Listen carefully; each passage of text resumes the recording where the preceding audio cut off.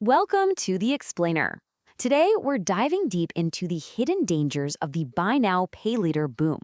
You know, what started off as this super convenient, everyday checkout feature, well, it's quickly turning into a high stakes economic reality check. Let's get right into it. Picture this. You're staring at that glowing checkout screen. The total is $150, but your credit card is totally maxed out and your checking account is practically empty. And right there, those four simple words pop up. Buy now, pay later. Two payment options, zero interest, no credit check, no questions asked. I mean, it literally feels like a frictionless financial lifesaver right when you need it most. But here's the reality. For millions of consumers, this is quietly morphing into a massive trap. We are literally watching a brand new debt crisis unfold in real time. Part 1. The frictionless checkout illusion. The sheer scale of this borrowing is it's staggering. In 2025 alone, BNPL providers pumped out $157 billion in loans. That is up from $116 billion in 2024, a massive 35% jump in a single year. To put that massive number into perspective for you, Americans actually spent more using Buy Now, Pay Later in 2025 than they did on Netflix, Spotify, and Disney Plus combined. Absolutely wild.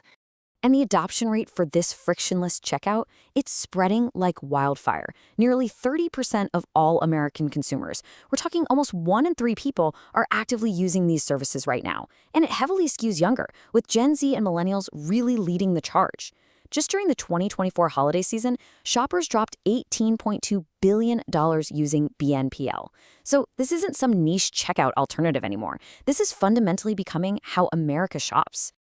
So why the explosion? Well, let's compare traditional credit cards to BNPL.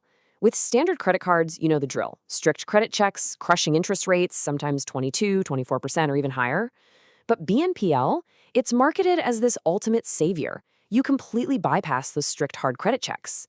Instead, lenders look at alternative data, like your bank account info or payment history, so you can get approved in literally seconds. Honestly, even if you are already drowning in student loans or have a maxed out credit card, you can still grab a BNPL loan completely friction-free. And that alternative data model has triggered an absolute explosion in market share. Look at this shift. BNPL went from financing just 1% of e-commerce purchases back in 2020 to roughly 6% today, a threefold increase in just 4 years. People aren't really waiting to save up for things anymore. In fact, 26% of Americans now say they are more likely to buy something simply because BNPL is an option. It's kind of become a substitute for actually having the cash on hand. Part 2. America's invisible debt crisis. Now, here is where things get highly problematic. Because these loans are largely invisible to the 3 major credit bureaus, consumers are easily falling into this trap called debt stacking. According to the Consumer Financial Protection Bureau, 66% of BNPL users have multiple BNPL loans going at the exact same time. And get this, 33% of borrowers are juggling loans from entirely different lenders all at once. So they're bouncing between Affirm, Klarna, Afterpay, and PayPal simultaneously. You take out $50 here, $75 there, $120 over there. Before you know it, you owe $300 this month. And because it's mostly off the books, traditional banks have absolutely zero visibility into how much debt you're actually carrying. The crucial takeaway from this data is that Buy Now, Pay Later is not replacing traditional debt. Not at all. It's adding to it. BNPL users actually carry an average of $453 more in personal loans and $871 more in credit card debt than non-users. Their average total unsecured consumer debt, over $22,000. This entirely shatters the myth that people are just using BNPL as a smart, savvy alternative to credit cards. No, they're stacking it right on top of their already maxed out cards. Part 3. Financing basic survival.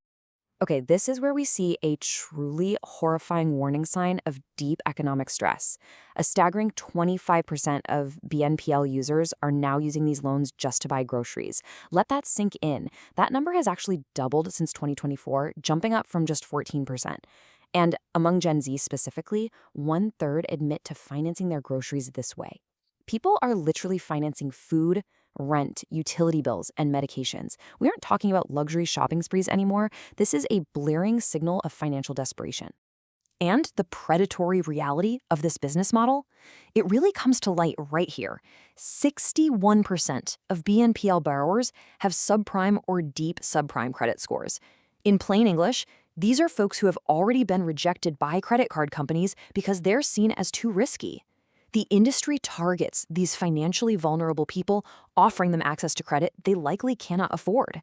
Look, when a high-income earner misses a payment, sure, it's an annoyance, but when a low-income user misses one, it can instantly spiral into a total financial disaster.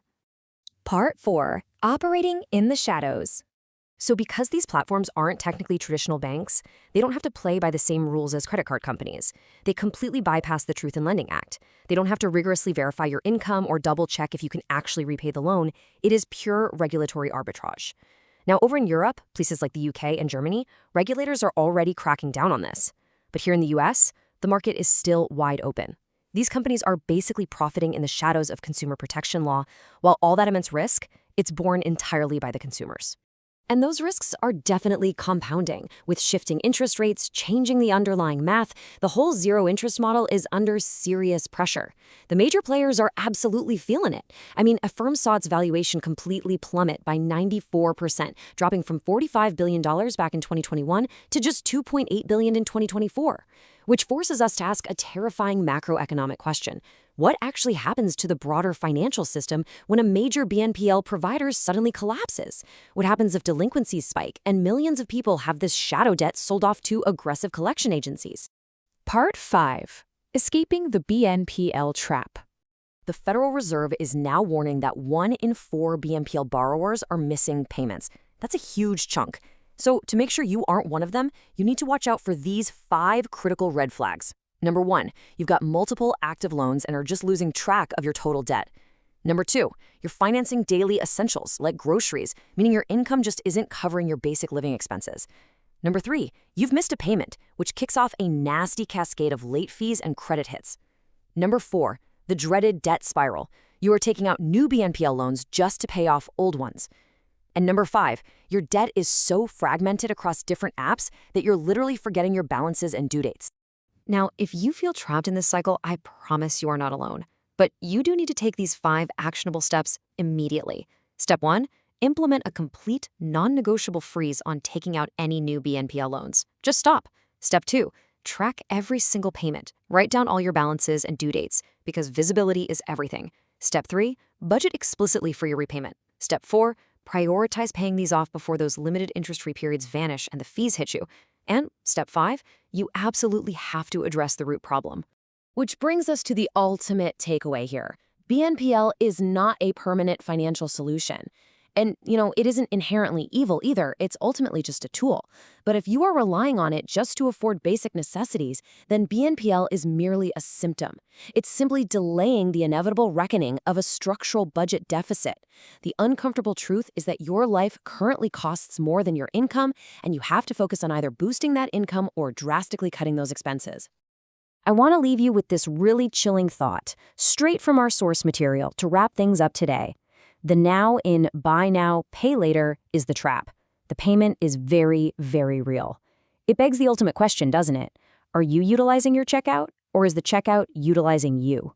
Thank you so much for joining me to unpack all this data, and I'll see you in the next explainer.